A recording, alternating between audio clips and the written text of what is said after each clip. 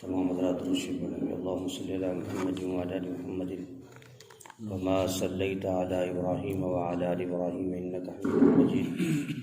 اللہم بارک علی محمد وعلی آل محمد کما بارکت علی ابراہیم وعلی آل ابراہیم انک حمید مجید۔ یا رب صلی وسلم دائما ابدا علی حبیبک خیر الخلق کلہم۔ الحمد للہ الذی لم يتخذ ولدا ولم يكن له شریک فی الملک ولم يكن له ولی من الذل وکبرہ تکبیرا۔ حضور اقدس صلی اللہ علیہ وسلم نے ارشاد فرمایا، خدا اس بات کو پسند کرتا ہے کہ اپنے بندے کو حلال روزی کی تلاش میں محنت کرتا اور تکلیف اٹھاتا دیکھے۔ حضور اقدس صلی اللہ علیہ وسلم نے ارشاد فرمایا، خدا اس بات کو پسند کرتا ہے کہ اپنے بندے کو حلال روزی کی تلاش میں محنت کرتا اور تکلیف اٹھاتا دیکھے۔ حضور اقدس صلی اللہ علیہ وسلم نے ارشاد فرمایا، خدا اس بات کو پسند کرتا ہے کہ اپنے بندے کو حلال روزی کی تلاش میں محنت کرتا اور تکلیف اٹھاتا دیکھے۔ محترم دوستوں اور بزرگوں، حضور اقدس صلی اللہ علیہ وسلم کا ارشاد گرامی کہ اللہ جل شانہ کو یہ بات پسند ہے کہ وہ اپنے بندے کو حلال روزی کی تلاش میں محنت کرتا ہوا دیکھے، تکلیف اٹھاتا دیکھے، پسینہ بہاتے ہوئے دیکھے۔ اللہ جل شانہ انسان جو ہے اللہ کی مخلوق ہے اور اشرف المخلوقات میں سے ہے۔ اللہ پاک بطور امتحان کے انسان کو دیکھنا چاہتا ہے کہ میرا بندہ اپنے پیٹ کو پالنے کے لیے کون سے حلال راستے اختیار کرتا ہے، تاکہ اس راستے کو جو مجھے پسند بھی ہے اور میں موت کے بعد اس کو بہت سارے انعامات سے نوازوں۔ دوسری حدیث مبارکہ ہے، حضور اقدس صلی اللہ علیہ وسلم نے ارشاد فرمایا، حلال روزی کا تلاش کرنا بھی جہاد ہے۔ حضور اقدس صلی اللہ علیہ وسلم نے ارشاد فرمایا، حلال روزی کا تلاش کرنا بھی جہاد ہے۔ حضور اقدس صلی اللہ علیہ وسلم نے ارشاد فرمایا، حلال روزی کا تلاش کرنا بھی جہاد ہے۔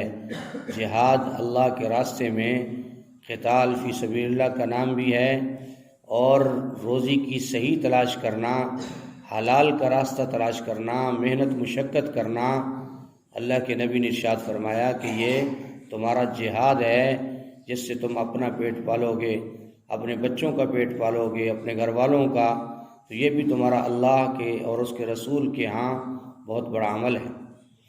تیسری حدیث مبارکہ ہے، حضور صلی اللہ علیہ وسلم نے ارشاد فرمایا، خدا اس انسان پر رحم کرے جو جائز طریقے سے روزی کماتا ہے اور اعتدال کے ساتھ خرچ کرتا ہے اور افلاس اور حاجت مندی کے زمانے کے لیے کچھ نہ کچھ بچا لیتا ہے۔ حضور اقدس صلی اللہ علیہ وسلم نے ارشاد فرمایا، خدا اس انسان پر رحم کرے جو جائز طریقے سے روزی کماتا ہے اور اعتدال کے ساتھ خرچ کرتا ہے اور افلاس اور حاجت مندی کے زمانے کے لیے کچھ نہ کچھ بچا لیتا ہے۔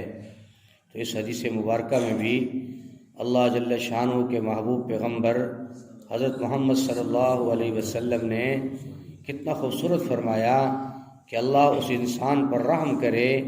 یہ گویا کہ اللہ کے نبی دعا دے رہے ہیں کہ جو آدمی جائز طریقے سے روزی کماتا ہے، محنت کرتا ہے، مزدوری کرتا ہے، تجارت کرتا ہے، زمین میں جو ہے فرمایا کسان بن کر محنت کرتا ہے، کوئی بھی صحیح راستہ ہے، کوئی گورنمنٹ کی ملازمت ہے جو صحیح راستہ ہے، فرمایا کہ وہ اختیار کرتا ہے، تو اس کے ساتھ ساتھ کیا کرتا ہے، فرمایا کہ اعتدال کے ساتھ خرچ کرتا ہے۔ تو میرے محترم دوستوں اور بزرگوں، حضور صلی اللہ علیہ وسلم نے اپنی شریعت اور دین کے ذریعے سے بہترین تربیت فرمائی ہے کہ خرچ کرنے میں اعتدال کا راستہ اختیار کرنا چاہیے۔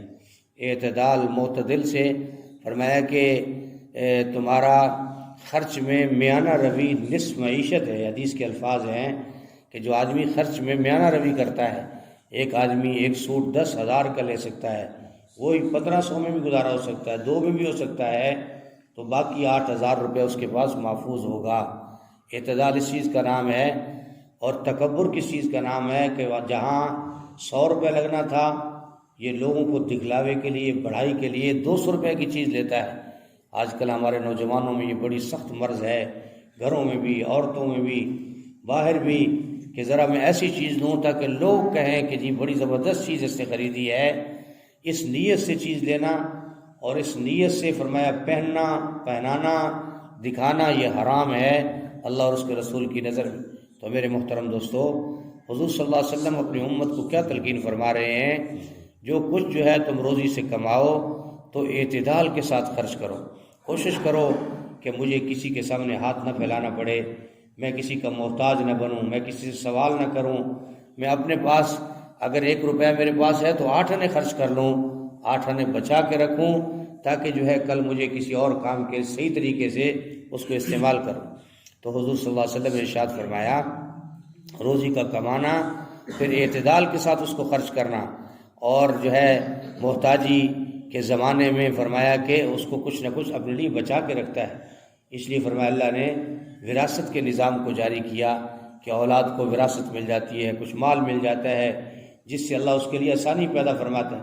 تو شریعت کے قانون میں فرمایا کہ آسانی ہی آسانی ہے، لیکن میرے محترم دوستوں اور بزرگوں، ہماری کمی کیا ہے کہ ہم شریعت کی طرف آنے کو تیار نہیں ہیں، بات سننے کے لیے تیار نہیں ہیں۔ ہمارا حال یہ ہے کہ ہم ایسے بھاگتے ہیں جیسے فرمایا کہ کوئی بہت بڑا وزن ہمارے اوپر ڈالا جا رہا۔ تو حدیث مبارکہ کو سننا، حضور صلی اللہ علیہ وسلم کے جو فرامین ہیں، ان کے اندر جو نور ہے اس مجلس میں جس میں ہم حدیث کو بیان کرتے ہیں، یہ گویا کہ فرشتے اس مجلس کو گھیر لیتے ہیں۔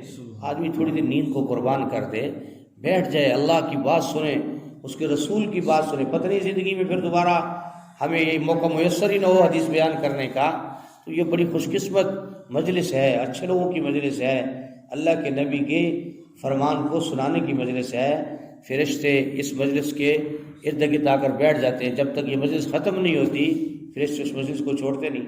تو اللہ کے نبی صلی اللہ علیہ وسلم کے فرمان کے مطابق بھائی ہمیں جو ہم ہر روز فرمان سنتے ہیں، ہم اپنے دماغ کے خانے میں اس کو بٹھایا کریں اور عمل کرنے کی کوشش کریں۔ حدیث میں آتا ہے کہ جو میری بات کو سنے، جس کو یاد کرے، آگے پہنچائے، اللہ اس کو ہمیشہ خوشحال رکھے اور تر و تازہ رکھے۔ اللہ پاک ہم سب کو حضور اقدس صلی اللہ علیہ وسلم کے ان فرامین کا صحیح نور نصیب فرمائے، اللہ ہمارے دلوں کو منور فرمائے، اللہ پاک ہمیں عمل کرنے کی توفیق نصیب فرمائے۔